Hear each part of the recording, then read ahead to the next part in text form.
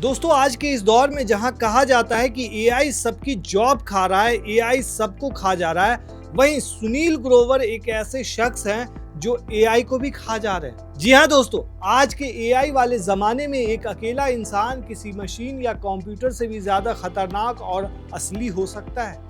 क्या सुनील ग्रोवर सिर्फ एक आम कॉमेडियन है या फिर एक ऐसे इच्छाधारी कलाकार जो किसी भी इंसान की आत्मा को अपने अंदर उतारने की रहस्यमयी ताकत रखते हैं? और सबसे बड़ा सवाल, आखिर कैसे हरियाणा के एक साधारण से कस्बे का लड़का जो कभी शादियों में सिर्फ अपने रिश्तेदारों की नकल उतारता था, आज करोड़ों दिलों की धड़कन बन गया? और कैसे बॉलीवुड की इस बेदर्द फिल्म इंडस्ट्री ने अपने दिग्गज कॉमेडी लेजेंड को जीते जी भुला दिया था, मतलब कादर खान, लेकिन एक बार फिर से जिंदा होकर के वो आ चुके हैं। जी हां, सुनील ग्रोवर के रूप में।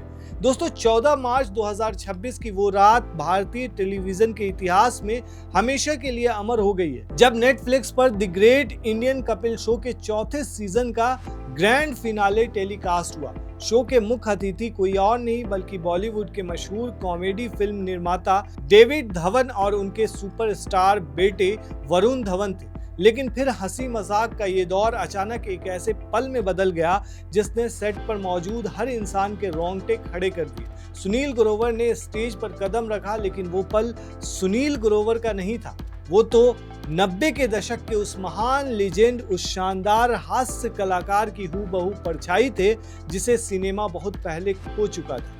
उनकी वो भारी गूंजती हुई आवाज, वही चाल, आंखों का वो एकदम सटीक भाव और उनका लिबास, सुनील पूरी तरह से कादर खान बन चुके थे।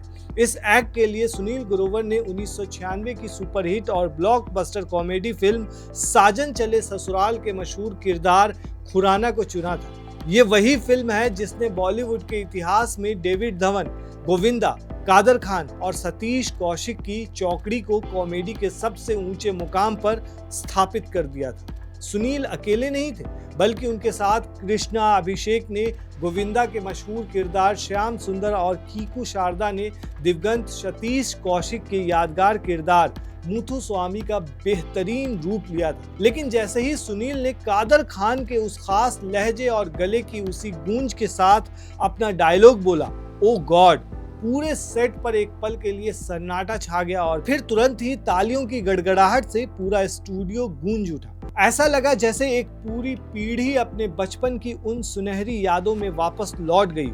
डेविड धवन, जिन्होंने कादर खान के साथ कई दशकों तक काम किया था और अनगिनत हिट फिल्में दी थी, ये दृश्य देखकर इतने भावुक और इतने हैरान रह गए कि उनके मुंह से निकल पड़ा, क्या याद आ गया भाई, कादर याद आ गया भाई।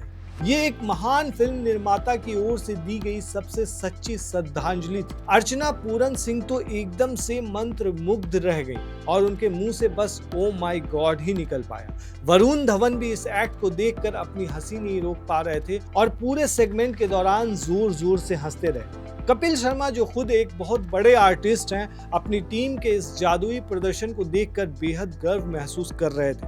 उन्होंने मंच पर खड़े होकर अपनी पूरी टीम की तारीफ की और उन्हें हल्के फुल्के अंदाज में रोस्ट भी किया। कपिल का ये रवैया साफ दिखाता है कि सुनील और उनके बीच अतीत में जो विवाद रहे हों, कला और दर्शकों का मनोरंजन उनके लिए किसी भी पर्सनल मतभेद से ऊपर उठ चुका है। लोगों ने सोशल मीडिया पर इस कदर प्रतिक्रिया दी कि यहाँ तक कह दिया कि सुनील ग्रोवर एआई से भी ज्यादा खतरनाक होते जा रहे हैं, क्योंकि वो सिर्फ सतह की नकल नहीं करते बल्कि उस कलाकार की आत्मा को अपना लेते हैं। लेकिन दोस्तों, सुनील ग्रोवर के इस भावुक ट्रिब्यूट ने उस कड़वे सच पर से भी पर्दा उठाया है जिसे बॉलीवुड अक्सर छुपाने की कोशिश करता है। कादर खान कोई आम इंसान नहीं थे, वो भारतीय सिनेमा के एक ऐसे मजबूत स्तंभ थे जिनके बिना हिंदी सिनेमा का इतिहास अधूरा है।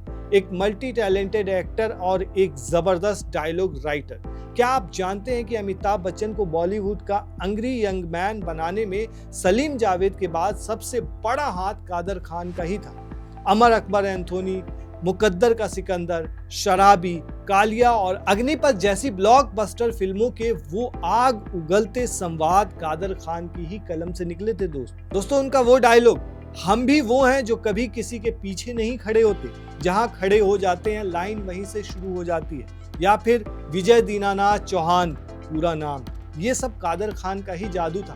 इस दुनिया में जिंदा रहने के लिए बिगड़ा हुआ होना बहुत जरूरी है। जो सुधर गया वो गया ऊपर।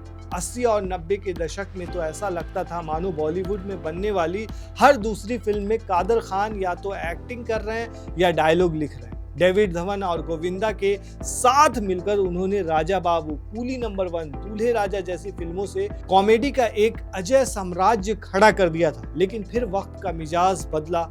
जैसे ही मल्टीप्लेक्स आए और कॉरपोरेट स्टूडियोज का दौर शुरू हुआ, कादर खान जैसे जमीन से जुड़े और पारंपरिक दिग्गजों को धीरे धीरे हाशिए पर धकेल दिया गया। कादर खान को भी उस वक्त की देशी शैली को आउटडेटेड मान लिया गया।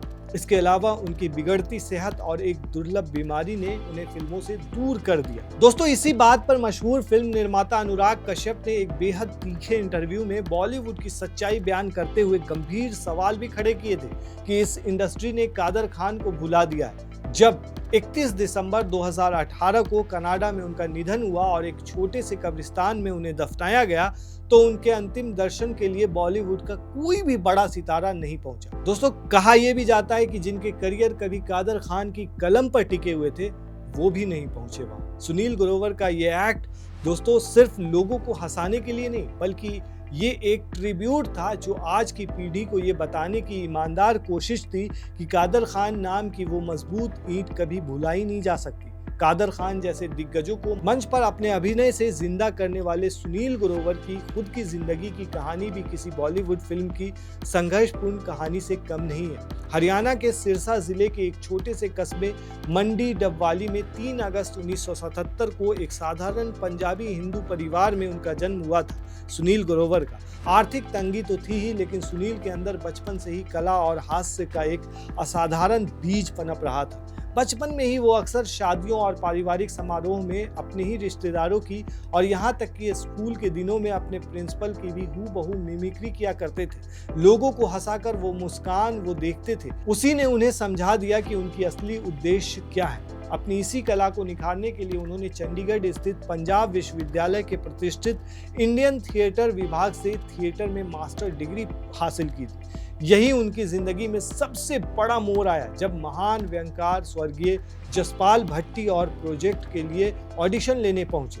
भट्टी जी ने इस युवा कलाकार के अंदर छिपी प्रतिभा को तुरंत पहचान लिया। 1995 में फुल टेंशन शो से उन्हें टीवी इंडस्ट्री में पहला बड़ा मौका मिला। इसके बाद उन्होंने कई फिल्मों में छोटे छोटे रोल किए, लेकिन पहचान न मिलने पर टीवी का रास्ता चुना। गुटरगू, रेडियो मिर्ची पर आरजे सूद और फिर कॉमेडी नाइट्स विद कपिल और द कपिल शर्मा शो, यहीं से उनका असली तूफान शुरू हुआ। गुत्थी, रिंकू भाभी और डॉक्टर मशहूर गुलाटी जैसे किरदारों ने उन्हें घर घर का नाम बना दिया। दोस्तों, अभी हाल में ही उन्होंने आमिर खान की भी एक्टिंग की थी, ओ तेरी। ये जो उनका एक्ट था दोस्तों, वो भी लोगों ने काफी ज्यादा पसंद किया था। वो आमिर खान से भी ज्यादा आमिर खान दिख रहे थे, ऐसा कहा जा रहा था। दोस्तों, सुनील ग्रोवर पर आप क्या कहते हैं, हमें कमेंट में जरूर बताएं। शुक्रिया।